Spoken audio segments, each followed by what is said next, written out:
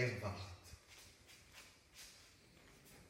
Je reviendrai et je me vengerai, tu m'entends, Kata? Alric, calmez-vous.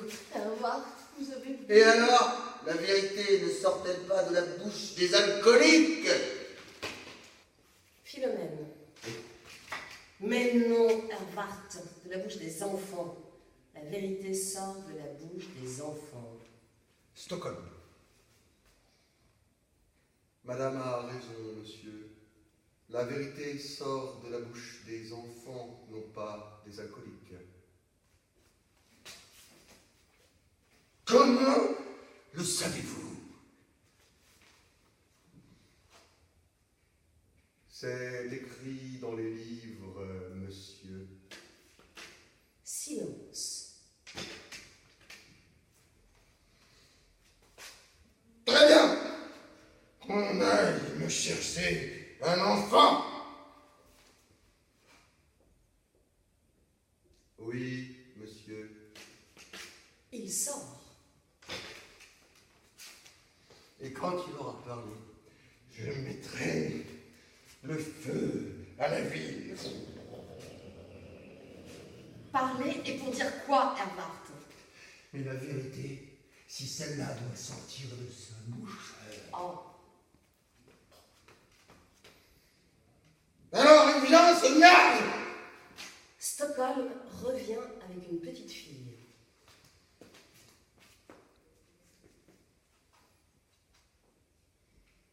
Le voici, monsieur. C'est une petite fille. Elle s'appelle Micheline. Parfait. Vas-y. Ah, je t'écoute. Micheline. Que dois-je dire, monsieur? La vérité, La vérité. Micheline, je suis fatigué, j'ai le sang chaud et de surcroît, j'ai bu. Lâche. Aussi, je te saurai gré de me répondre rapidement, suis-je oui ou non cocu. Réponds! Je ne sais pas, monsieur. Tu ne sais pas. Ça suffit, Ervart. Toute cette situation est ridicule. Stockholm, raccompagnez cette petite à son enclos. Vous voyez bien qu'elle n'a rien à faire ici. Mais je l'ai vu rigoler avec lui, je m'entends. Je vous entends, Ervart. Seulement, vous n'allez pas mettre la ville à feu et à sang pour un caprice. Un caprice? Et ce sont les femelles qui font des caprices. Moi, je me venge. Et sur qui, Ervart? De pauvres gens qui n'ont rien à voir dans toutes nos histoires. Combien de familles allez-vous décimer pour un pauvre sourire échangé avec Antoine de Miragor? Assez, hein, ne me parlez plus jamais de lui. Son nom dans votre bouche a des relents de stupre et de luxure. Monsieur! Pascal a dit: la seule chose qui nous console de nos misères est le divertissement. Et cependant, c'est la plus grande de nos misères, car c'est cela qui nous empêche principalement de songer à nous et qui nous fait perdre insensiblement.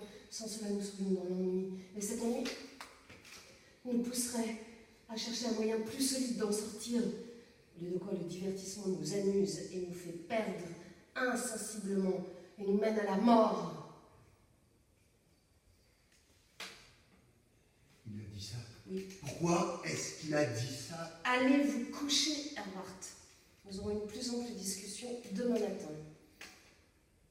Vous avez gagné. Je m'incline, madame. Ervart sort.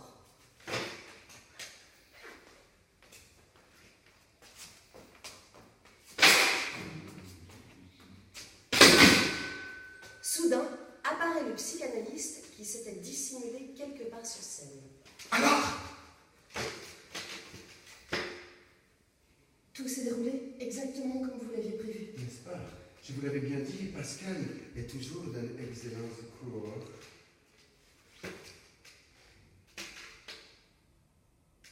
Sur Stockholm? Visiblement, j'ai dit. Soudain surgit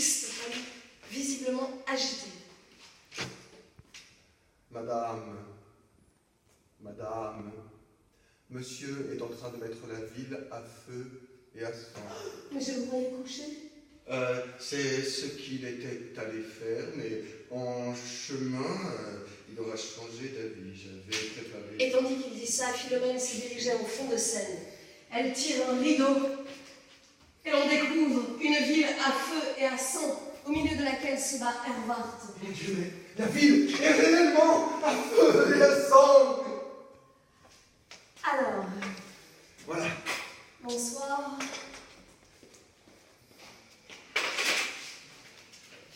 On vient de jouer devant vous le début de la première scène d'Hervart, ou les derniers jours de Frédéric Nietzsche, de Hervé Bloch. Et là, je dis pas de panique, hein. Il ne s'agit pas d'une pièce sur la vie de Friedrich Nietzsche, encore moins sur sa philosophie. Nietzsche est juste locataire d'une chambre chez Hervart. Il jette de temps en temps des livres dans des poubelles, il fait un petit numéro de claquette, c'est tout. À la fin, on comprend un truc qui justifie sa présence dans le sous-titre, mais rien de plus. Donc on ne stresse pas, il ne s'agit pas d'une pièce prise de tête. Non, pas du tout. Et donc dans ce début de première scène, je devrais d'ailleurs dire la première vraie scène. Oui, puisqu'il y a effectivement une scène avant, mais plus ou moins fausse, hein. On reviendra dessus dans un instant. Et donc, dans cette première scène qu'on a tenté de vous faire entendre, À deux. alors qu'elle est écrite pour 6 comédiens, comme vous l'aurez compris, Ouais. il y a déjà toute la folie de la pièce, toute sa poésie également. Les nœuds qu'il va falloir dénouer sont pour la plupart déjà posés. J'adore cette scène, c'est formidable, et puis on adore cette pièce. Donc c'est vraiment un bonheur d'être là devant vous pour essayer, en un peu moins de 30 minutes maintenant, de vous faire traverser cette œuvre foisonnante qu'on a découverte avec Nicolas il y a quoi, 11 ans Ouais, c'est ça, en 2007, l'année de la création de notre compagnie, le Théâtre de l'Enclume. C'est juste. Et donc, pour vous la faire vite, on avait le projet de monter la pièce en 2009. Année que nous avons finalement consacrée à lire la pièce à la table, à décortiquer le texte, à démonter la mécanique du récit, un travail passionnant. Alors, qui du coup nous a amené à repousser la création. Et oui, l'année suivante, que nous avons consacrée à travailler sur le décor, et on est parti dans plein de directions, on a fait énormément d'essais. Alors, bon, c'était génial, mais très chronophage. Du coup, là, on a reporté la création. Objectif 2011. Qui s'est transformé en marathon du casting, 9 comédiens à trouver, une troupe à constituer, une aventure exaltante. Bah oui, parce que pour une pièce comme ça, c'est une troupe qu'on réunit, hein, c'est un groupe d'acteurs. Et donc on a choisi de vraiment prendre notre temps et on l'a pas regretté, c'était un splendide festival. Et puis 2012, la douche froide.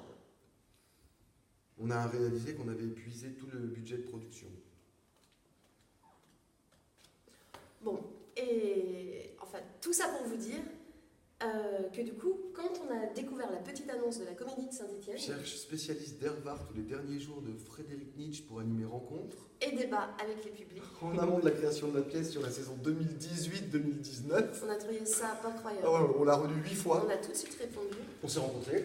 Et puis, je sais plus exactement comment on en est arrivé là, mais à un moment, on a dit à l'équipe de la Comédie de Saint-Étienne, animer des rencontres, c'est sympa, mais nous, si vous voulez, on vous fait traverser tout Hervart en 30 minutes chrono. Et ça leur a beaucoup plu. Et on s'est mis au boulot. Et ont dit bon coup. voilà, parce qu'on connaît tellement bien la pièce. Et donc, alors, il nous reste un petit peu moins de 22 minutes pour vous faire traverser Hervart. Reprenons au tout début de la pièce, c'est-à-dire avant la scène qu'on nous a jouée tout à l'heure. Le plateau du théâtre est nu, il y a juste une poubelle. Et tout d'un coup, boum, explosion dans la poubelle. Et deux personnages entrent. Qui entourent la poubelle. Elle fume encore. Bob. This dustbin is dead. Joe, are you sure? Yes, I am. This is a dead dustbin. Il parle un anglais impeccable, c'est hyper important. En revanche, ce n'est pas grave si on ne comprend pas tout, ça nous sera expliqué plus tard. Mais en gros, ils disent, c'est une poubelle morte, tu es sûr? Oui, j'en suis sûr. Fuck you! Fuck you!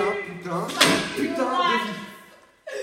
I can't believe it! Je ne peux pas le croire. This dustbin could be my dustbin. Cette poubelle aurait pu être ma poubelle. It could be yours. Elle aurait pu être la mienne. It could be Elle aurait pu être la anybody's tienne. Elle aurait pu être dustbin. la poubelle de n'importe lequel d'entre nous. Et tandis qu'il se lamente autour des restes de la poubelle, entre en scène, un peu surpris de les trouver là, Hervart, que vous connaissez déjà, son épouse Philomène, Alric, l'ami du couple, et Stockholm, le majordome de la maison, qui les regarde avec suspicion. Et c'est très important le regard suspicieux pour qu'on comprenne vraiment ce qui se joue.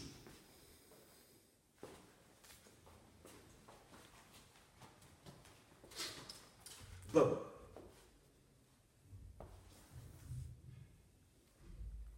It's okay, Joe, now. This dustbin is dead, but I'm not sure we're in the right place. It's not the right set. C'est d'accord, Joe, cette poubelle est morte, mais je ne suis pas sûr que nous soyons dans la bonne pièce. Nous ne sommes pas sur le bon plateau. Et les autres sont toujours très suspicieux. Et Bob dit Let's go away now. allons-y. Les deux Anglais sortent, les autres les regardent partir, et là,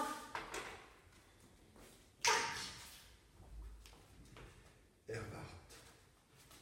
Je reviendrai et je me vengerai, tu m'entends, Qatar.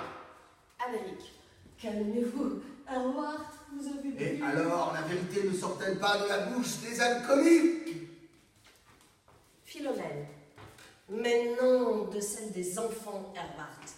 La vérité sort de la bouche des enfants. Et la scène continue. Alors là, on a vraiment un gros décrochage, et ça d'entrée de jeu. Tandis qu'Hervart n'a pas encore commencé, débute une autre pièce qui n'a rien à voir avec Hervart, en anglais. Des comédiens qui se seraient trompés de plateau. Et c'est un point capital, parce qu'on va effectivement s'apercevoir qu'Hervart, ou les derniers jours de Friedrich Nietzsche, est une pièce qui est sans cesse en train de dérailler. Donc il est essentiel de laisser sa propre logique à l'entrée pour accepter celle que propose la pièce. Qui va sans cesse nous rappeler qu'on est au théâtre, mais que ce théâtre fait lui aussi partie de la pièce. Et je dirais que la bonne position en tant que spectateur, c'est vraiment de se laisser embarquer comme le navigateur qui part explorer des terres nouvelles. On se met en position de Christophe Colomb. Voilà, ou de lâcher prise pour ceux d'entre vous qui pratiquent la relaxation. Surgit Stockholm, visiblement agité. Madame, monsieur est en train de mettre la ville à feu et à sang. Mais je le croyais couché. C'est ce qu'il était allé faire, mais en chemin, il aura changé d'avis. Et tandis qu'il dit ça, Philomène s'est dirigée en fond de scène. Elle tire un rideau et l'on découvre une ville à feu et à sang au milieu de laquelle se bat Hervart. Mon Dieu, mais la ville est réellement à feu et à sang. Surgit Alric, agité lui aussi. Philomène. Je sais, Alric. J'ai bien essayé de le retenir, mais il n'a rien voulu entendre. Comme je l'ai expliqué à madame, ma méthode par citation procède du bourrage de crâne, inoculé à forte dose dans l'esprit du patient, des citations capables d'agir par rebond sur son inconscient.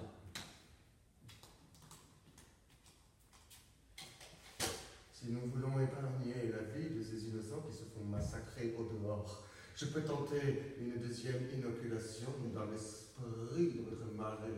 Il n'y a pas une minute à perdre. Il sort.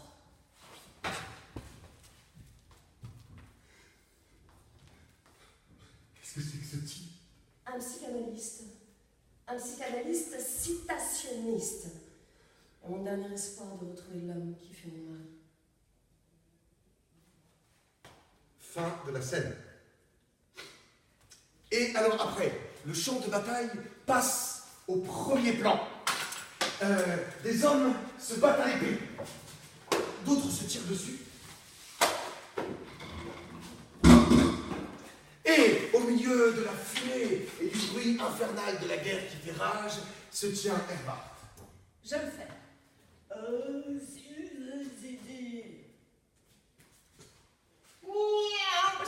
Il est assailli de toutes parts et se bat avec tout le monde. psychanalyste. Ah!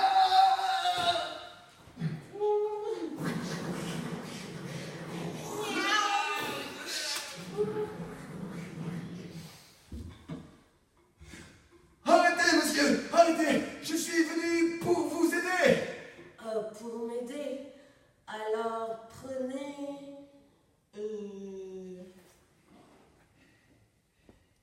cette hache, si vous êtes là pour m'aider.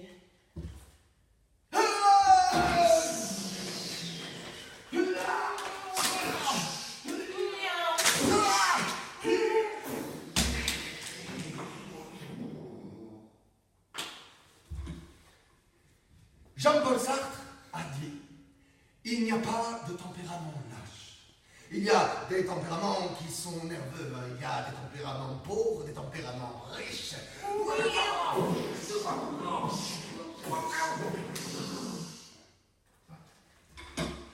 Mais l'homme qui a un sang pauvre n'est pas lâche pour autant. Ce qui fait la lâcheté, c'est l'acte de renoncer ou de céder. Un tempérament, ce n'est pas un acte. Le lâche est défini à partir de l'acte qu'il a fait.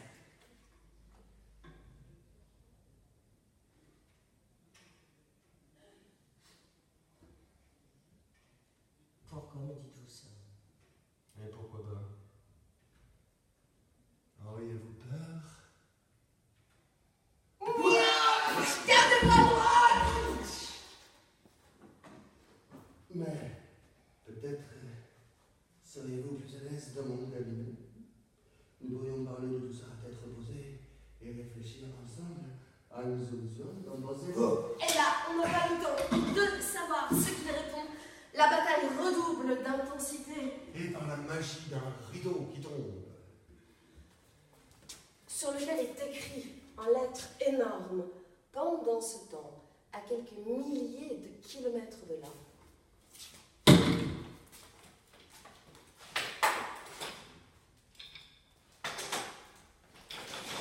On se retrouve propulsé dans le quartier général des services secrets, avec le colonel Bouge, Un gros tout en muscles, en Et- costume militaire. pardon, le général Force, Un grand sec, costume militaire également.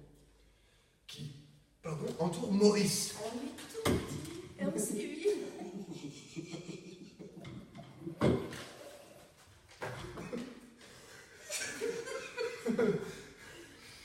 Maurice, un agent secret un peu spécial, le genre de personnage dont on se dit qu'il va faire des conneries. J'adore Maurice. Nous savons de sources sûres que de graves attentats se préparent chez Hervart. En vous immisçant dans sa demeure, votre mission consistera à identifier les terroristes, déjouer les attentats et interpeller les terroristes. Ce dans l'ordre que vous voudrez. Même s'il n'y faut pas directement allusion, on comprend qu'il s'agit des attentats que prépare Friedrich Nietzsche avec ses livres dans les poubelles. Et pour ce faire, s'introduire chez Hervart donc, Maurice va se déguiser en instituteur sous l'identité de Gustave Gratt. Et au passage, on apprend que les services secrets n'ont pas hésité à zigouiller le vrai Gustave Gratt. Et alors après les trois personnages quittent le plateau, le rideau remet. Oui, alors attends, juste une chose. On découvre aussi dans cette scène, et c'est hyper important, tu as bien été là, c'est ultra important que Maurice a une orientation sexuelle un peu inattendue. Non.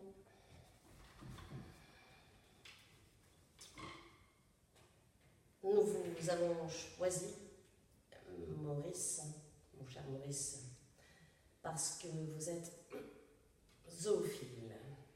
Je ne vous cacherai pas que dans un premier temps, nous avions pensé embaucher Antoine Delamarre, qui est homosexuel, comme vous le savez déjà.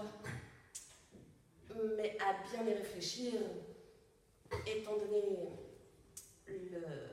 la présence massive d'éléments de sexe masculin dans l'entourage du sieur Hervart, eh bien, vous avez été désigné, vous plus qu'un autre, comme challenger de cette mission. Il s'agit pour nous d'éviter le piège classique de l'agent qui tombe amoureux, comprenez-vous bien. Car qui tombe amoureux parle, qui parle se trahit, et qui a trahi doit passer en conseil de discipline, c'est la loi de la guerre. Or, c'est la guerre, donc nous appliquons la loi. Oui, c'est vrai. J'ai dit agent secret un peu spécial, c'est pas très clair. Mais non, Maurice est zoophile. Et c'est hyper important parce que par ailleurs, comme c'est un véritable cœur d'artichaut, il va tomber amoureux de tous les animaux qu'il croise. Le petit chat. Et ça fait plein de blagues.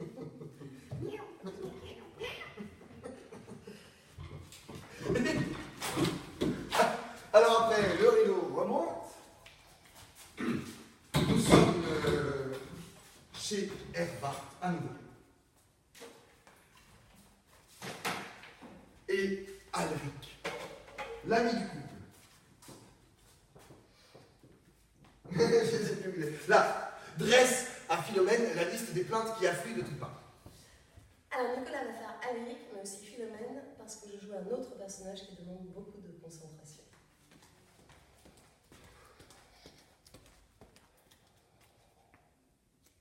C'est parti. J'adore. 2 menaces de pétition, une lettre d'insulte, une plainte déposée dès demain matin par la Fédération des moyens et petits commerces devant la Cour européenne de justice. Et bla, et bla, et bla, et bla. Soudain surgit une femme en furie qui se rue sur Philomène. Laissez-moi passer. C'en est assez, madame. Hervart se conduit avec cette cité et ses habitants comme s'il s'agissait d'un jouet. Mais qu'est-ce qu'il croit qu'il n'y a pas dans cette ville un cœur qui bat, une mère qui aime son enfant et un enfant qui demain pleurera la mort de son père sur le champ de bataille des frasques de votre mari. Et quand il demandera, les yeux pleins de larmes, avec sa petite bouche, pourquoi? Qui lui répondra? Qui? Parce qu'Hervart soupçonne sa femme d'entretenir un commerce avec Antoine de Mirador. L'enfant ne pourra-t-il alors s'empêcher de rire?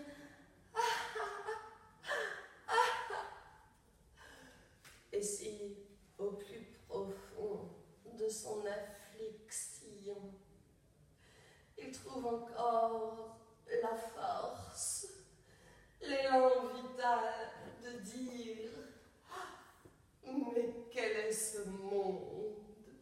Quel est ce monde qui, à la vie, peut me faire préférer le néant? Qui lui répondra: c'est le monde d'Hervart, contre lequel tu ne peux rien que maudire et pleurer ta mère de t'avoir enfanté.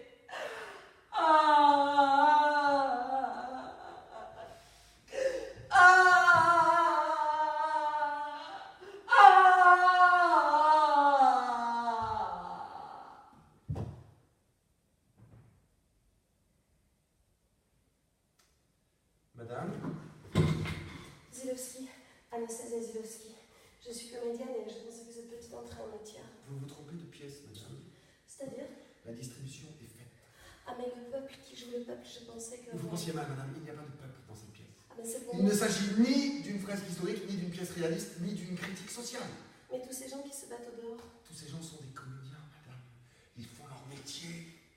Et là, Anastasia Zilowski, qui est vraiment avec Maurice l'autre grande figure comique de la pièce, leur donne son CV et l'on comprend que c'est une comédienne au chômage qui s'est incrustée dans la pièce dans l'espoir d'obtenir un emploi.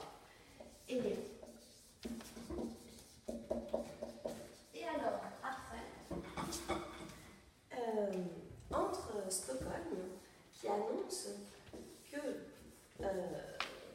l'instituteur que Philomène attendait est arrivé, et que quelqu'un a ouvert l'enclos, et que les enfants se sont échappés. Et Maurice entre, que tout le monde croit être Gustave Gratte, et tout de suite, Philomène lui annonce que les enfants ont disparu. Et quelque part, ça le rassure Maurice, parce qu'il a l'air de ne rien y connaître en enfant, le pauvre Maurice. Et alors après, Stockholm revient pour annoncer que le calme est revenu sur la ville, que Hervart est allé se coucher, mais que le psychanalyste n'est pas tellement dans son assiette. Et en effet, à ce moment-là, déboule le psychanalyste avec une hache plantée au milieu du crâne. Il n'a pas l'air bien du tout. Et ça met Philomène dans une colère froide contre son mari. Et du coup, elle décide de quitter la chambre qu'elle partage avec lui pour s'installer au 2e étage de la maison, où elle annonce qu'elle restera jusqu'à ce qu'elle ait retrouvé l'homme qu'elle aimait, c'est-à-dire le Hervart normal qu'elle a épousé, et pas le type caractériel qui plante des haches dans la tête des psychanalystes qu'elle lui adresse pour son bien. Et alors, le lendemain, Hervart apprend la décision de Philomène et il est très malheureux. Et ensuite, à l'issue de l'acte 2, Hervart se persuade définitivement que sa femme le trompe, qu'elle lui ment, et il va se laisser emporter par sa paranoïa. Paranoïa qui va prendre des dimensions de plus en plus grandes jusqu'à ce que la scène du théâtre devienne l'espace mental d'Hervart. Alors, on est vraiment dans une pièce complètement baroque qui n'est pas comique au sens où on l'entend généralement, mais plutôt dans un curieux mélange de farce et de drame. Pour ne pas dire de farce et de tragédie. Il fallait le souligner. Oh oui, c'est vrai, non, c'est important. Sinon, après, on est complètement perdu. Tout à fait. Soudain, surgit. Ah, merde. Et alors après? Maurice, qui a commencé son enquête sur les attentats, vient de procéder à l'arrestation d'un Anglais du début. Anglais qui rôdait autour des poubelles que Friedrich Nietzsche a fait exploser. Anglais que Maurice a pris pour l'auteur de l'attentat. Et donc, il fait un rapport par téléphone à sa hiérarchie, sans se douter qu'il va faire la rencontre de sa vie. C'est comme je vous l'ai dit, mon colonel. Non, il était près d'une poubelle. Oui, malheureusement, il parle une langue étrangère et je ne sais pas laquelle. Oui, bien sûr, je parle du chinois, mais ça n'est pas du chinois. J'ai fait un essai, il ne comprend rien au chinois. Non, il n'entend pas non plus le russe, Oui, malheureusement, je ne connais pas le sri lankais. Allô? Le téléphone raccroche. Soudain, surgit Stockholm sur un cheval au galop. Un magnifique cheval de théâtre. Et dans la minute qui suit, Maurice se retrouve derrière Stockholm sur son cheval. C'est très aimable à vous de m'avoir accompagné, Stockholm. Ce n'est pas tout à fait un hasard, monsieur. Je devais vous chercher pour vous accompagner à un pique-nique que tout le monde s'y rend, et monsieur apprécierait grandement votre présence. Ah, d'accord. C'est vraiment une belle bête que vous avez là, Stockholm. En Et effet, rapide. monsieur, merci. C'est une jument franco-espagnole du nom de Faidola. Ah, Faidola, c'est très beau. Enfin, je veux dire, pour une jument. Et là, c'est une scène hyper importante parce que Maurice, parce qu'elle annonce les prémices d'une passion dévorante, d'une passion extraordinaire qui va littéralement ravager Maurice pendant toute la deuxième partie de la pièce. Et alors après?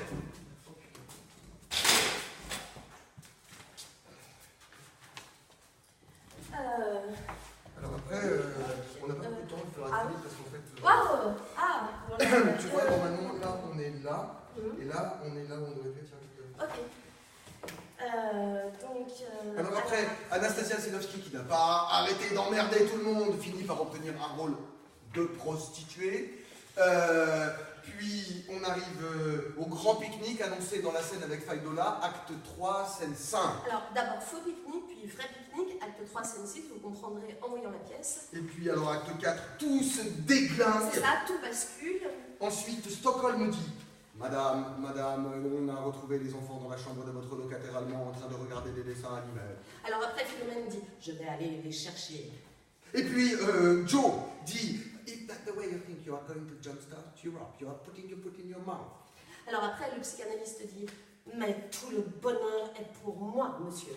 Et là, Alric ne dit rien, parce qu'il n'est plus là, et ça aussi, vous comprendrez en voyant la pièce. Voilà, et du coup, Anastasia Zilewski dit: et moi, j'aimerais bien ne pas avoir une plume dans les fesses comme une danseuse sucrée ici. Oh, souvenez-vous, ce n'est pas du tout ma partie. Et là, Herbart dit: Madame, je suis en train de devenir complètement fou, je ne sais plus comment me débarrasser des pensées qui m'habitent. C'est ça, et Maurice dit: mais moi, je ne me sers pas de toi, moi, je t'aime, moi, j'ai absolument besoin de toi, Faidola. Tu ne peux pas me laisser en plan. Et là, Friedrich Nietzsche, que personne n'avait vu arriver, surgit comme un fou. Et là, tout s'éclaire. Et on comprend tout.